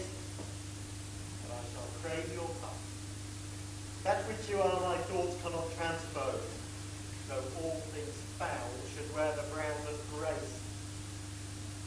I've lost my hopes. Perchance where I defined my doubts, why in that rawness left you wife and child, those precious motives, those strong knots of love without leave taking? But you must be rightly judged, whatever I shall think. Bleed, poor country. Great tyranny lay thy bases sure, but guilt this dare not check. Fare thee well, Lord. I will not be the villain thou thinkest, for the whole space sits in the tyrant's grasp. Be not offended. I speak not as in absolute fear of you. I think our country sinks beneath the yoke. It weeps, it bleeds, and each day a new gash is added to her wounds. I think with all there would be hands uplifted in my right, and here, from gracious England, have I of goodly thousands. But for all this, my poor country should suffer more vices than it had before. By him that shall succeed. What should he be? It is myself I mean. Black Macbeth would seem pure as smoke compared to my confineless arms. Not in the legions of horrid hell can come a devil more damned in evils than top Macbeth. I grant it blood, false, deceitful, smacking of every sin that has a name, but there is no bottom, none, to my voluptuousness. Your wives and daughters could not fill up the cisterns of my lust. Better Macbeth than such a one to reign. Boundless intemperance in nature is a villain. It hath been the fall of many kings. Fear not yet to take upon you what is yours. You have willing dames enough. And with this comes a staunchless avarice. But were I king, I should cut off the nobles to their lands, desire this one's jewels and this other's house. I should forge unjust quarrels against the good and loyal, destroying them for wealth. This avarice sticks deeper. But fear not. Scotland have poisons to fill up your will on your mere own. These are portable with other great graces Wales. But I haven't. The kingly to come in grace is ours. Justice, mercy, courage. I have no relish of those. Nay, had I the power, I should pour the sweet milk of concord into hell. Scotland. If such a one be fit to go and speak, I am as I have spoken. Fit to govern. No, not to live. Nation miserable. With an untitled tyrant, bloody sceptred, when shalt thou see thy wholesome days again? Since the truest issue of thy throne, by his own interdiction, stands accursed and does blaspheme his breed. My royal father was a most saintly king, the queen that bore thee often upon her knees and her feet. The evils thou reapest upon thyself have banished me from Scotland. But thou, devilish Macbeth, has by these many trains sought to win me into his power. But modest wisdom plucks me from over-credulous haste. Let God above deal between thee and me, for even now put myself to thy direction, and here abjure the taints and blames I lay upon myself as strangers to my nature. I scarcely have coveted what is mine own. At no time broke my faith. Would not betray the devil to his fellow, and delight no less in truth than in life. What I am, his two commands. Before they hear approach, good Seward, with 10,000 warlike men, was setting forth. Now we all together. Huh? Why are you silent? Such welcome and unwelcome things at once, 'tis hard to reconcile. See who comes here. But I know it not. The gentle cousin, welcome thither. Recognize him now. Good God. It's time to remove the means that make us strangers. Oh, sir, amen. Stand Scotland when it did. Alas, poor country. Most afraid to know itself. Cannot be called our mother, but our Mary. Where cries and groans and shrieks that rend the air, and may not rise. Dead man's knell there is scarce ice but poor man's lives see star before the flowers in their caps. Relation to What's the nearest brief? That Bernardation thus is the speaker, which merits even one. how does my wife Why? Well, and all my children? well too. Tyrant is not mattered at their peace. No, they were well at peace when I did leave them. Be not vacant of your speech, how goest? Where came we to transport these tidings, which I have heavily borne? There ran a rumour of many worthy fellows that were out.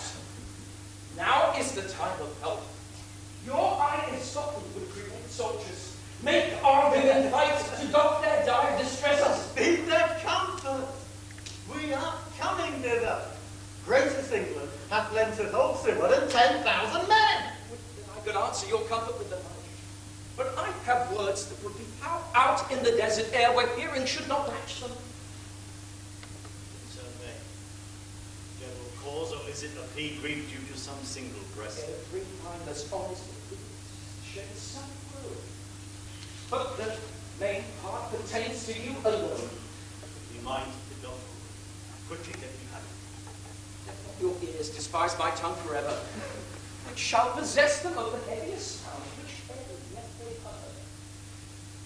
Yes, have Your castle is surprised, your wife and babe savagely slaughtered. Late the land of the witch were on the quarry of these murdered deer. Merciful heaven. Oh, man, come, pull not your hat over your brow. Give sorrow words. The grief that speaks not whispers the overfraught heart and bids it break. My children too? Wife, children, servants, all that could be found. Then I must be revenged. My wife killed too? Be comforted. Let us make medicine of our great revenge to cure this deadly grief. He has no children. My pretty ones. Did you say all? Oh, hell-kite, all. All my pretty chickens and their down on one foul swoop. Use it like a man. I shall do so. But I must lead it like a man. I cannot but remember such things were that were most precious to me. Did heaven look on and would not take their part? Oh, sinful MacDuff, they were awestruck for thee. Not for their own demerits, but for mine, foul slaughter on their souls. Heaven bless them now. Be this the whetstone of your sword. Let grief convert to anger. Blunt not the heart, enrage it! I can play the woman with mine eyes and the braggart with my tongue. Front to front bring thou this fiend of Scotland and myself. Within my sword's length set him. He escaped. Heaven forgive him too. This tune goes manly. Come, go we to the king. Our powers are ready. Our lack is nothing but our lead. Macbeth is ripe for shaking, and the powers above put on their instruments. Receive what cheer you may. The night is long that never finds the day.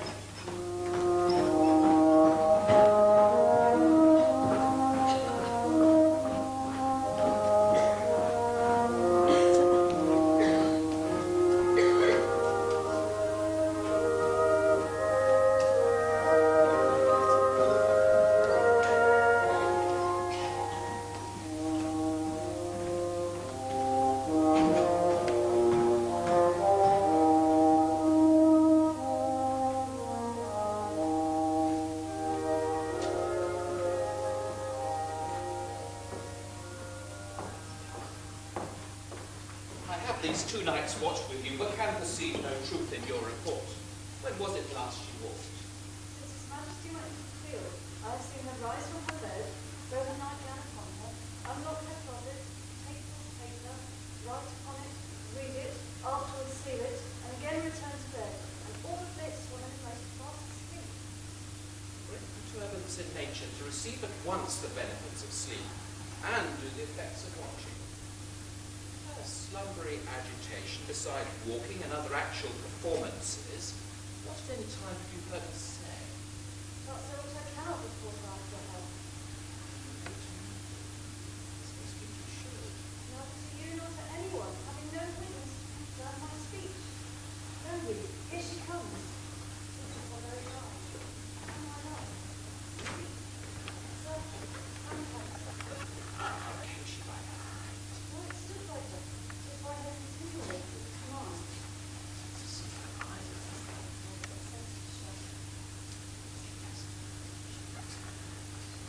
Accustomed action was there, to be seen as washing her hands.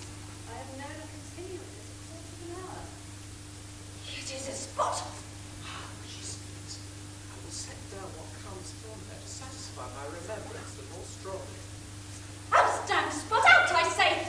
What? 2? Why then it is time to do it. Hell is murky. Fie, my lord, fie, a soldier interfered. What need we fear who knows it when none can call our power to account? Thought the old man to have had so much blood in him. Then if I've had a wife, where is she now? Will these hands ne'er be clean?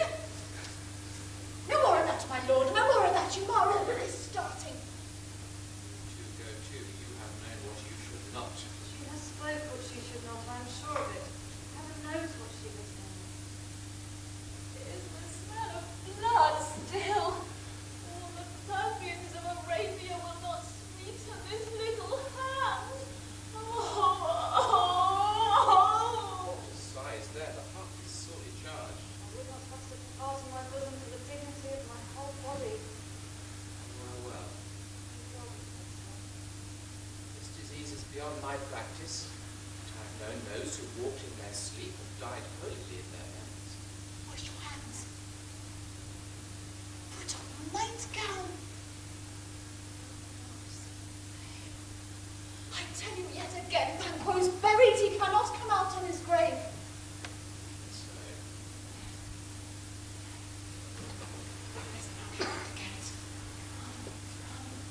Come, give me your hand. Done cannot be undone.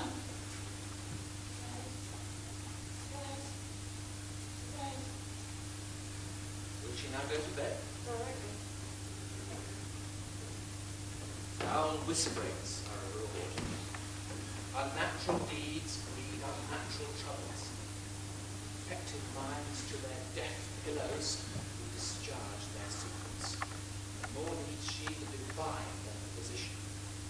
God, forgive us all. Look after her.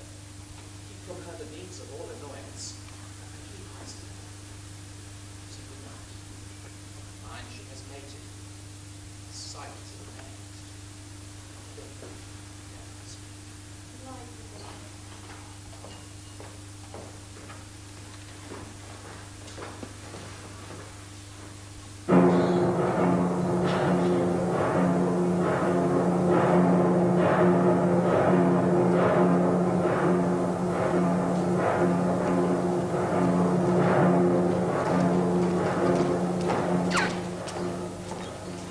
The English power is near.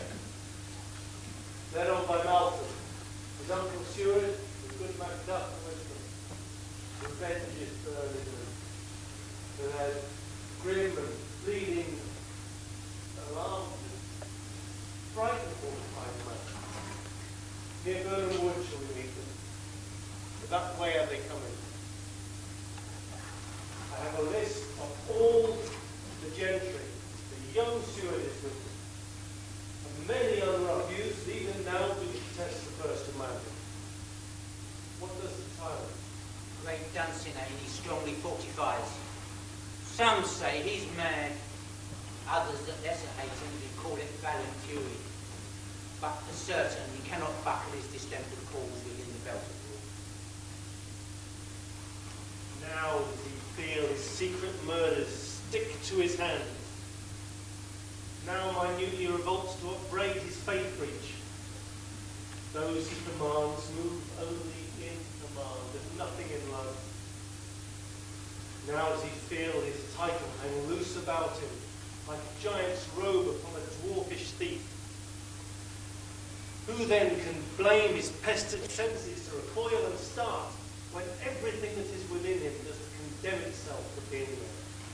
Then march we on, to give obedience where 'tis truly owed. Reach we the medicine of the sickly wheel, and with him pour we in our country's purge each drop of us, or so much as it needs. The dew, the sovereign flower, drown the winds. Make we our march towards Burnham.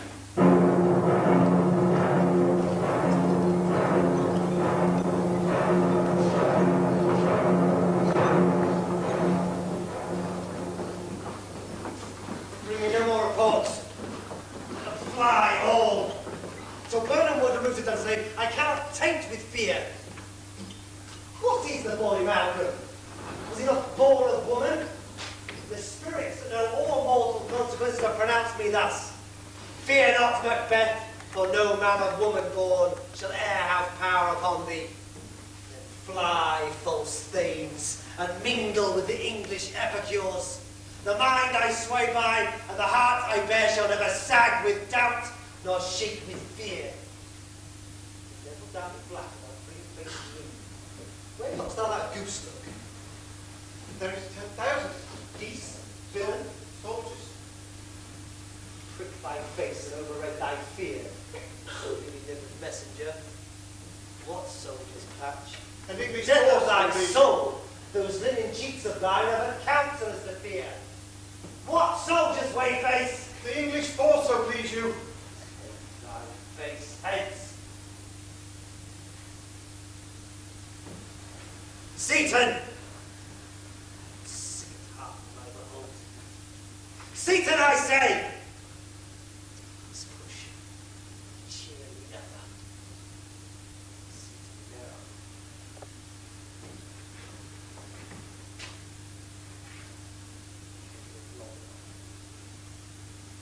My way of life is folded into seer. And that which should accompany old age as honour, love, obedience, troops of friends.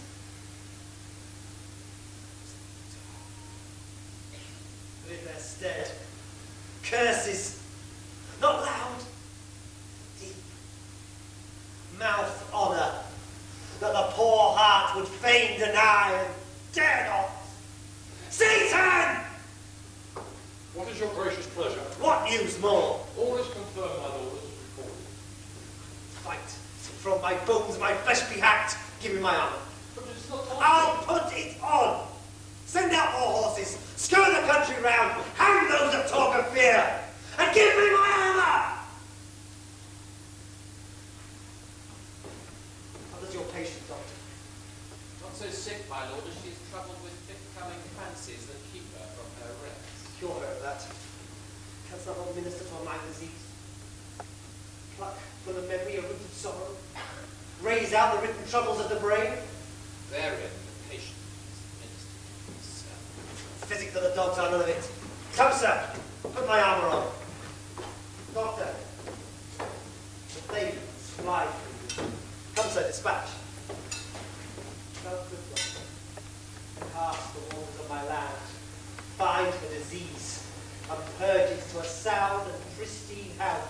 And I would applaud thee to the very echo that should applaud again. Take it, my friend. What rhubarb, senna, or purgative drug would scour these English heads? It's over. By my good lord, thy royal preparation makes us clear. Bring it after me. I will not be afraid of death and pain until Burnham Forest comes to Dunsinane. Were I from Dunsinane away and clear, profit again should hardly draw me here.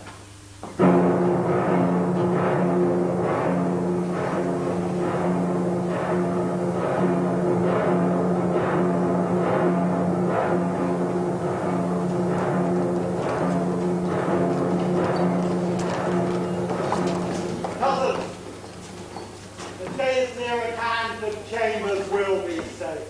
We doubt it nothing. What wood is this that lies before us? 'Tis the wood at Burnham. Let every soldier hew him down a leafy bough there before him. Thereby shall we o'ershadow the numbers of our host, and make discovery err in report of us. We learn no other that the confident tyrant stays still in Dunsinane, and shall endure a setting down before it.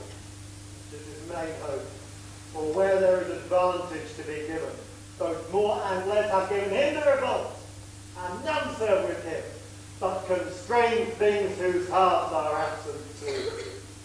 And our just senses attend the true event and put we on industrious soldiership. The time approaches that with due decision shall make us know what we shall say and what we owe. Thoughts speculative their uncertain hopes relate, but certain issue, strokes must arbitrate. So towards which advance the war!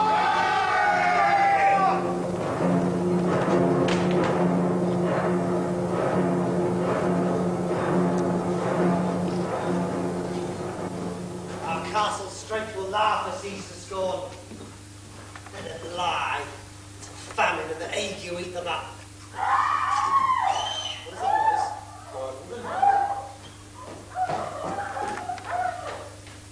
I'd almost forgotten the taste of fears. Time was my senses would have cooled to hear the night's shriek. I have supped full with horrors.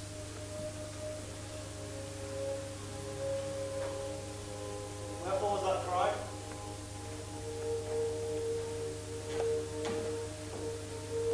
Queen, my lord. She is dead.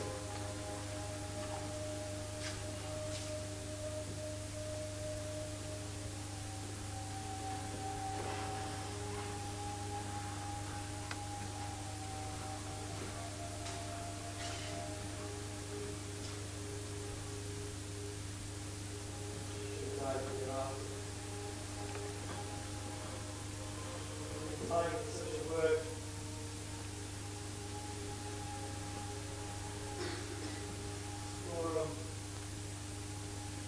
Sorrow. Creeps in this petty peace from day to day. Last syllable of the holy tongue. My yesterday's life proves away the dusty death.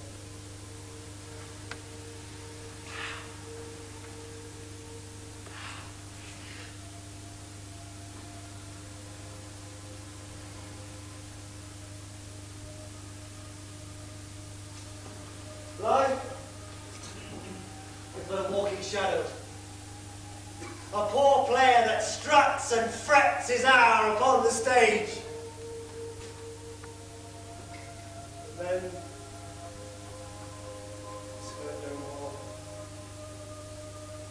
It is a tale told by an idiot, full of sound and fury.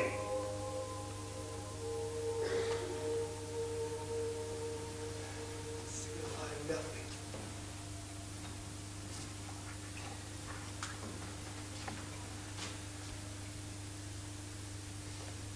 Thou comest to use thy tongue and thy story quickly. My gracious lord, I should report which I say I saw, but not know how to do it. No, sir. Say it. As I did stand my watch upon a hill, and looked towards Burnham, and anon, methought I saw the woods begin to move. Liar and slave! Did you, your wrath did not be so. Within these 3 miles I see it coming, a moving grove. Thou speech false. From the next tree shalt thou hang, till famine cling thee? Thou dost for me as much. I pull in resolution. I begin to doubt the equivocation of the fiend that lies like truth. Fear not till Burnham wood do come to Dunsinane. And now a wood comes toward Dunsinane. Out! Out and out! If that which here about doth appear, there's no flying hence, nor tarrying here. Ring the alarm bell! Blow wind, come, rack, at least we'll die with harness on our back.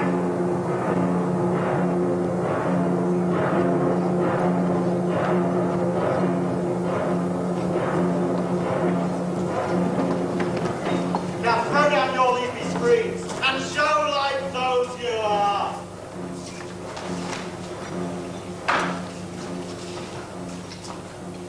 You were the uncle. Now with our cousin, your right noble son, lead our first attack. With the MacDuffin we will take on what else remains according to our order. Fairly well. If we do but find the tyrant's power tonight, let us be beaten if we cannot fight!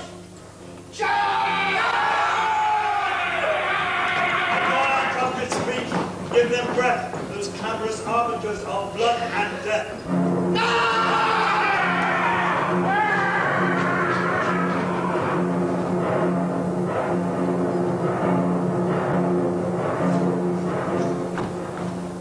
Tie me to a stake. I cannot fly. Bear like I will fight the course. What is he is not born of woman? Such a one might fear or none. What is thy name?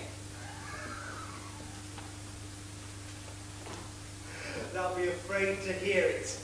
No, but thou callest thyself a hotter name than any is in hell. My name is not that. The devil himself cannot pronounce the title of hate to my ear. No more fear. Thou art for man. Yeah!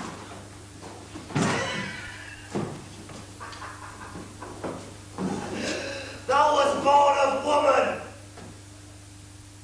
but swords I smile at, weapons laugh to scorn, brandished by man, that's of a woman born.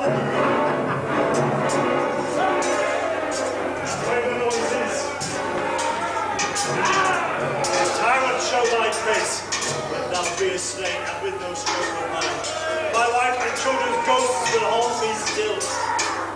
On strife and wretched men, whose arms are hard to bear their stays. And thou, my God, Macbeth or aims my sword and unbattered edge, I sheathe again unneeded. Thou shouldest be. By this great cattle, one of greatest notes he rooted. Let me find him fortune, and more I beg not.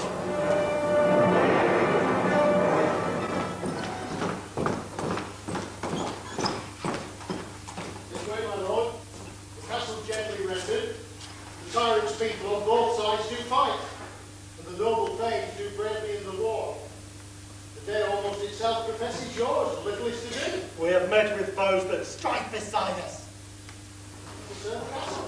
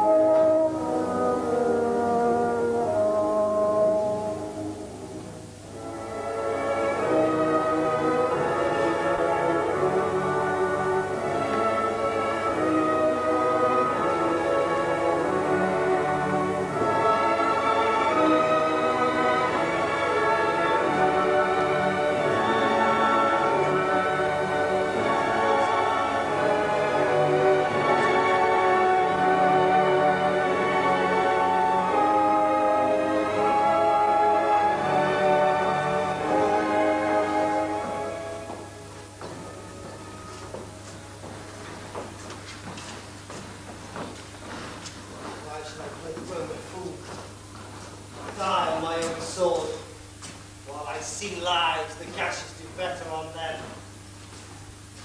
Turn, how turn. All men else, I have avoided thee. But get thee back. My soul is too much charged with the blood of thine already. I have no words. My voice is in my sword. Thou bloodier villain that turns and give thee out.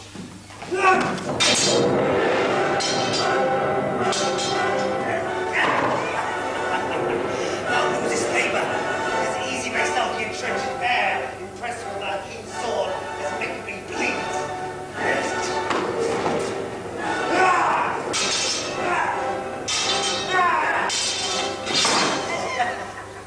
Let thy blade fall on thy crests.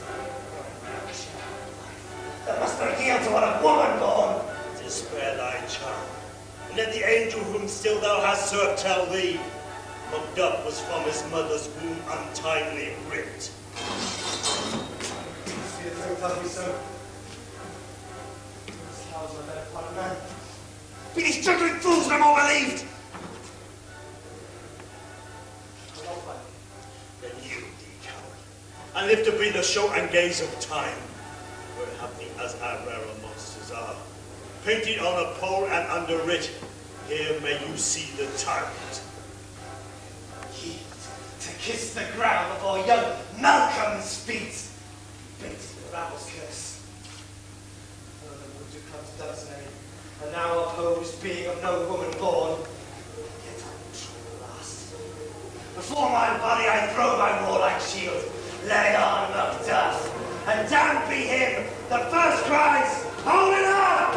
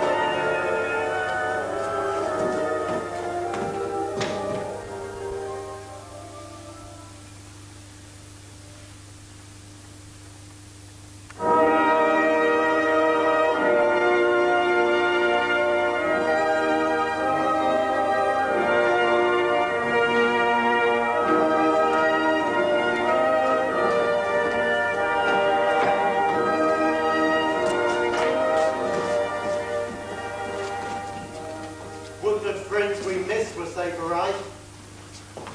Some must let go. But by those I see, so great a day as this is cheaply bought. Well, Macduff is missing, and your son. Your son has made a soldier's death.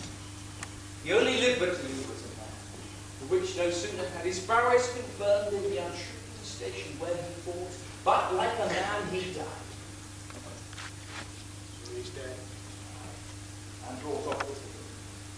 The cause of your sorrow must not be measured by his worth alone, for then it hath no end. Had he used hands before? On the front, Then God soldier be he. If I had sons as I have hairs, I could not wish them to a fairer death. So his name is known. He's worth more sorrow, and that I'll spend with him. He's worth no more. They say he parted well and paid his score, so God be with him. Here comes you a comfort. Hail, King, for so thou art. Where stands the usurper's cursed head? The time is free. I see thee compassed with thy kingdom's foe. That speak my salutations in their minds, whose voices I desire aloud with mine. Hail, King of Scotland. Hail, King of Scotland!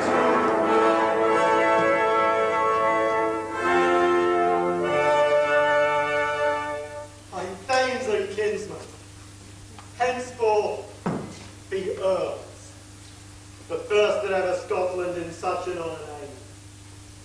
What's more to do shall be newly planted with the time, as calling home our exiled friends abroad that fled the snares of watchful tyranny, producing forth the cruel ministers of this dead butcher and his fiend-like queen, who, as 'tis thought, by self and violent hands took off her life.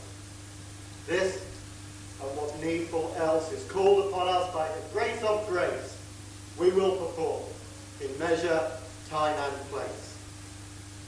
So thanks to all at once, and to each one whom we invite to see us crowned at school!